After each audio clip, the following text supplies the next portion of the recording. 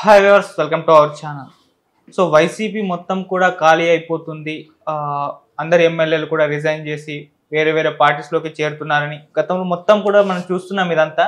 అయితే జగన్ గారికి ఇటువంటి పరిస్థితి రావడానికి మేజర్ రీజన్ సజ్జల రామకృష్ణారెడ్డి గారు అని చెప్పేసి కొంతమంది చెప్పడం చూస్తున్నాం. సజ్జల గారు ఎందుకు రీజన్ అవుతారు, ఆయన ఏం చేశారు? సో ఈ అంశం మీద డిస్కస్ చేయడానికి ప్రజెంట్ మనతో పాటు సీనియర్ జర్నలిస్ట్ జగదేవ్ గారు ఉన్నారు. వారితో ఒకసారి డిస్కస్ చేద్దాం. సార్ నమస్కారం. సార్ నమస్తే అండి. సార్, సజ్జల రామకృష్ణారెడ్డి గారి వల్లే జగన్ గారికి పరిస్థితి వచ్చింది, వైసీపీ మొత్తం ఖాళీ అవ్వడానికి మేజర్ రీజన్ ఆయనే అని చెప్పేసి చెప్తున్నారు సార్. ఇది దీంట్లో ఎంతవరకు వాస్తవం ఉందంటారు? మీ ఒపీనియన్ ఏంటి సార్? అంటే అది కోయిన్సిడెన్సా లేకపోతే ఈయన వల్ల జరిగిందో అంటే తెలియదు కానండి. ఈయన పార్టీ వ్యవహారాలని అధికార ప్రతినిధిగా అయిన తర్వాత పబ్లిక్కి దీనికి వైఎస్ఆర్ పార్టీకి అధికార ప్రతినిధిగా ఉంటూ ప్రతిదీ కూడా ప్రతిపక్షాల మీద దుమ్మెత్తిపోయడం కానీ విమర్శించడం కానీ, ఆ ప్లానింగు, ఆ స్క్రిప్టు, ఆ కథ, కర్త కర్మ క్రియ అన్నీ సజ్జల గారే అని ఒక వాదం అయితే ఉంది. సో అది ఎప్పటి నుంచో అంటే కొంతమంది విశ్లేషకులు ఇది ఎప్పుడో గెస్ చేశారు. బట్ అది ఎప్పుడు ఎక్కడ బయటికి రాలే. అంటే సజ్జల రామకృష్ణారెడ్డి గారు అంటే జగన్మోహన్ రెడ్డికి అత్యంత ఆత్మీయుడు, ఆయన ఏం చెప్తే అదే వింటాడు, ఆయన ఏం చెప్తే అదే నమ్ముతాడు అనేలాగే ఉంది. బట్ ఆయన అసలు ఎక్కడో వెనక ప్లేస్లో ఉన్న వ్యక్తి జగన్మోహన్ రెడ్డి గారి తర్వాత సెకండ్ ప్లేస్ వరకు ఎలా వెళ్ళగలిగాడు అనేది కూడా క్వశ్చన్ మార్క్.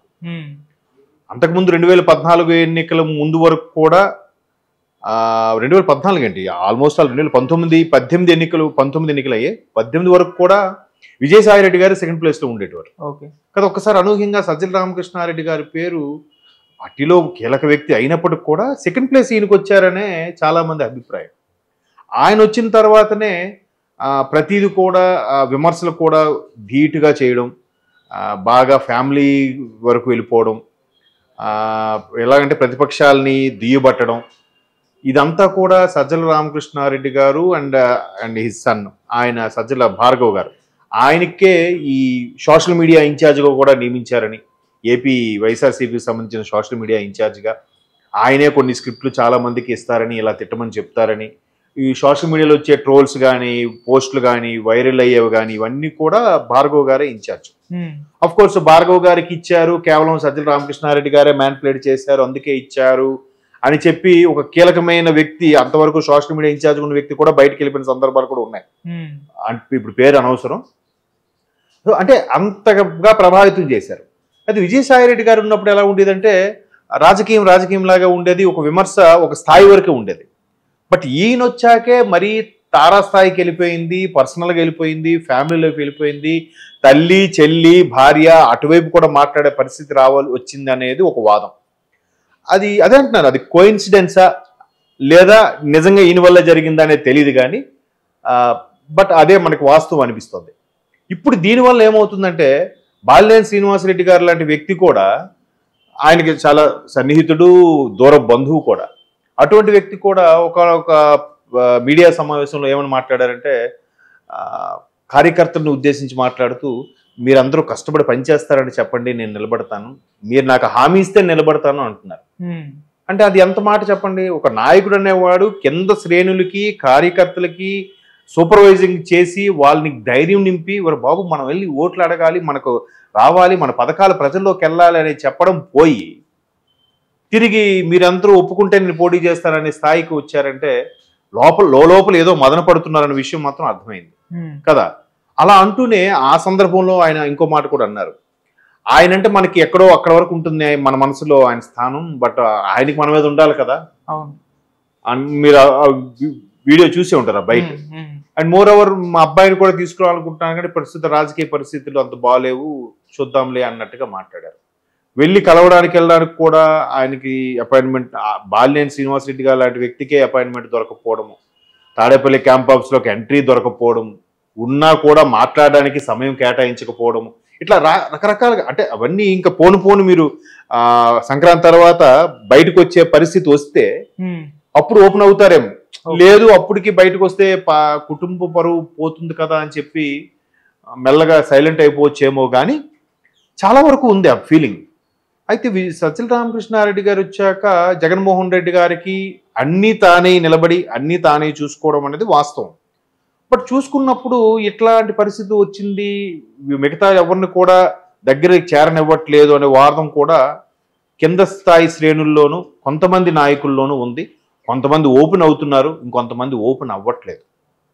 సో దానికి కారణం పోనీ సజ్జల రామకృష్ణారెడ్డి గారు లాంటి చెప్తే చెప్పారు, కానీ ఈయనేమైంది, ఈయన అధినేత, ఈయనకి తెలియాలి కదా, ఈయనకి అందరూ కావాలి కదా, అన్ని 175 నియోజకవర్గాలు, ఇప్పుడున్న 13 ఉమ్మడి జిల్లాలు, ఇవన్నీ కూడా అందరు కార్యకర్తలు, అందరు నాయకులు కూడా ఈయనకి ఇంపార్టెంటే కదా, ఈయన ఒక అడుగు ముందుకేసి ఈయనే సభలు సమావేశాలు లేదంటే టెలికాన్ఫరెన్స్ నిర్వహిస్తే బాగుంటుంది కదా అనే ఒక అభిప్రాయం అయితే కార్యకర్తల్లో ఉంది. బట్ అది అక్కడ వరకు రీచ్ అవ్వట్లేదా, లేదా ఈయన రీచ్ చేయట్లేదా అనేది ఒక క్వశ్చన్ మార్క్. భార్గవ్, సజ్జల గారి అబ్బాయి భార్గవ్ వచ్చిన తర్వాత ఇది కాస్త ఇంకెక్కువైందనే వాదం కూడా ఉంది.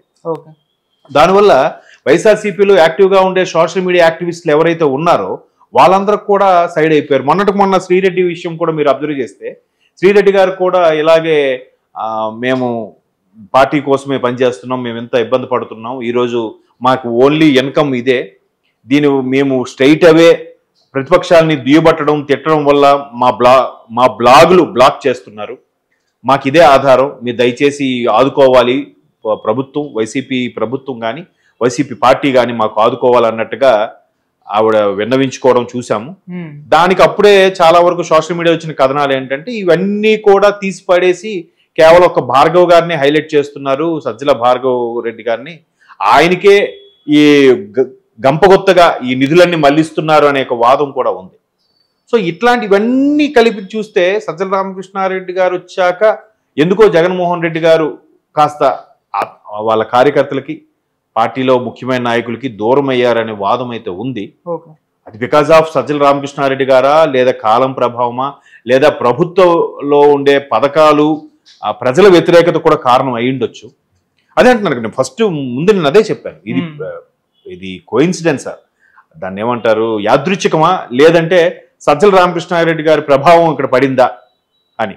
దీనివల్ల ఏమవుతుందంటే ప్రతి ఒక్కొక్కరుగా కొంతమంది బయటపడలేక, కొంతమంది బయటపడి, కొంతమంది పార్టీ వదిలేసి, కొంతమంది సభ్యత్వానికి రాజీనామా చేసి, ఇంకొంతమంది విజయమ్మ గారితో మొరపెట్టుకొని, ఆ మధ్యకాలంలో విజయమ్మ గారు ఇలాగే ఒంగోలు ఎవరినో దూర బంధువు ఒక పెద్ద ఆవిడ ఉంటే పలకరించడానికి వెళ్ళినప్పుడు అప్పుడు బాలినేని శ్రీనివాసరెడ్డి గారు ఆవిడతో మొరపెట్టుకోవడం, ఆవిడతో పాటు మరికొంతమంది అమ్మ బాబు తీరు ఏం బాగుండట్లేదు మీరేనా చెప్పండి అన్నట్టుగా.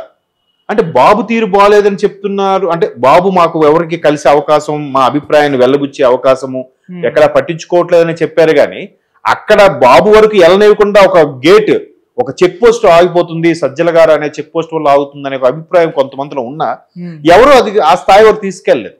అంటే బాబు మనవాడు కదా, జగన్ బాబు మనతో ఉంటాడు కదా అనే ఫీలింగ్ లో ఉన్నారు వీళ్ళు. కాకపోతే మీరు ఈరోజు క్వశ్చన్ అడిగిన దానికి సరే, అది చినికి గాలివాన అయినట్టుంది.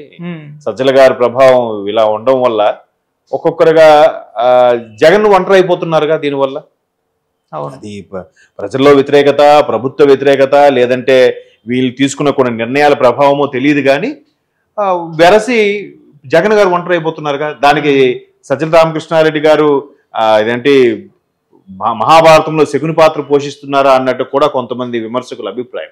శకుని పాత్ర ఎలా ఉంటుందంటే మహాభారతంలో దుర్యోధనుడి వైపే ఉంటారు, కానీ దుర్యోధనుడికి యాంటీగా పనిచేస్తుంటారు. అంటే అవతల పాండవుల్ని పూర్తి స్థాయిలో రెచ్చగొడితే కదా కురుక్షేత్రం జరిగేది, అప్పుడు వాళ్ళ చేతిలో వీళ్ళు చేస్తారు కదా. అంటే అలాంటి స్థాయిలో ఉన్నారు సజ్జల రామకృష్ణారెడ్డి వల్లే కేవలం జగన్ గారు ఇలా అయిపోయారు అన్నట్టు కూడా కొంతమంది చెప్తున్నారు. దాంట్లో ఎంత వాస్తవం అన్నది మనకి ఇంకా కొద్ది రోజుల్లో ఓపిక పడితే మనకి క్లారిటీ వస్తుంది. ఇప్పటికే కొంత క్లారిటీ వచ్చినట్టు అనిపిస్తుంది. రోజు ఒక్కొక్కరుగా పార్టీ విడిపోవడం, జగన్ ఒంటరి అయిపోతున్నారా, అప్పుడు మళ్ళీ ఇంకా ఇప్పుడు ఎంత సజ్జల రామకృష్ణారెడ్డి గారు అన్ని చూసుకున్నా గానీ 170 నియోజకవర్గాలు ఆయన ఒక్కడే పోటీ చేయలేడుగా, అన్ని ఆయనే చూడుకోలేడుగా. జగన్మోహన్ రెడ్డి 100 నియోజకవర్గాలు పోటీ చేయలేరుగా. సో ఇట్లాంటి వాదనలు వినిపిస్తున్నాయి. మరి అవి ఏ స్థాయికి తీసుకెళ్తాయో, అది సజ్జల రామకృష్ణారెడ్డి గారు ఎలా ఒప్పిస్తున్నారు అనేది పెరుమాళ్ళకే ఎరుక. సార్ ఆయనకి సీట్ ఇచ్చే అవకాశం ఏమన్నా ఉందా సార్ సజ్జల గారికి? మరి అంత ఇప్పుడు జగన్మోహన్ రెడ్డి గారి తర్వాత 2వ స్థానంలో ఉన్న వ్యక్తికి ఆయనకి ఇవ్వకపోవడం ఏంటంటే, ఆయన సీట్ల కేటాయింపులో సిట్టింగ్ లో అన్ని కూర్చుంటారుగా. విజయసాయి రెడ్డి గారు 2వ స్థానంలో ఉండేవారు. విజయసాయి రెడ్డి గారి పేరు ఈ మధ్యకాలంలో వినిపించట్లేదు.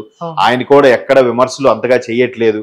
ఎక్కడో పార్లమెంట్ లో సమావేశాలు అయినప్పుడు కొన్ని విధాలుగా కొన్ని సందర్భాల్లో చేశారే తప్ప ఎక్కడ ఇప్పుడు కనిపించట్లేదు. మేబీ ఈయన ప్రాభవం పెరిగిన తర్వాత ఆయన అలిగారేమో, లేదా ఈయనకి ఎక్కువ ప్రాధాన్యత ఇస్తున్నారని చెప్పి ఆయన కొంచెం సైడ్ అయ్యారేమో. రకరకాల కారణాలు కదా. అందుకే అన్నాను, ఇది కోయిన్సిడెన్సా లేదా సజ్జల గారి వీళ్ళందరినీ దూరం చేస్తున్నారా అనేది క్వశ్చన్ మార్క్ అన్నమాట.